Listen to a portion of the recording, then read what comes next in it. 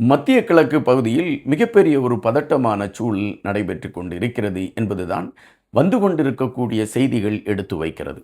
அமெரிக்காவிற்கும் ஈரானுக்கும் இடையே நடைபெற்று கொண்டிருக்கக்கூடிய போர் சார்ந்த களங்கள் அந்த பகுதியே ஒரு வெப்பச்சலனத்தை நோக்கி நகர்த்தி இருக்கிறது என்ற செய்தி வருகின்றது. இந்த நேரத்தில் அமெரிக்கா எடுத்திருக்கக்கூடிய சில நகர்வுகள் அச்சத்தை தருவதாக இருக்கிறது. அதற்கு நேர் எதிர்வினை ஆற்றிக் கொண்டிருக்கக்கூடிய ஈரானும் தான் எந்த சூழலிலும் பின்வாங்க போவதில்லை என்பதை பறைசாற்றி கொண்டிருக்கிறது. அமெரிக்கா இப்பொழுது எடுத்துக்கொண்டிருக்கக்கூடிய நகர்வுகள் என்ன?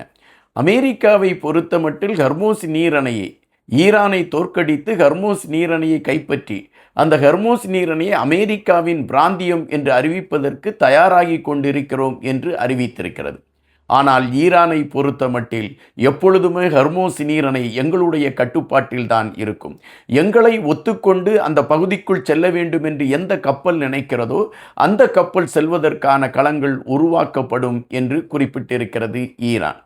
இது ஒருபுறம் இருக்கக்கூடிய சூழலில் அமெரிக்கா முன்பு ஈரானினுடைய எல்லை பகுதியில் 9 மாதங்களுக்கு முன்பு ஆப்ரஹாம் லிங்கன் என்கின்ற போர்க்கப்பலை அனுப்பியிருந்தது. இது தற்பொழுது அந்த போர்க்கப்பலை பின்வாங்கிவிட்டு வாஷிங்டன் என்கின்ற போர்க்கப்பலை அனுப்புவதற்கு அமெரிக்கா தயாராகி இருக்கிறது. எதற்காக அமெரிக்கா வாஷிங்டன் என்கின்ற கப்பலை அனுப்புவதற்கு தயாராகி இருக்கிறது? எதற்காக ஆப்ரஹாம் லிங்கன் கப்பலை பின்வாங்க போகிறது?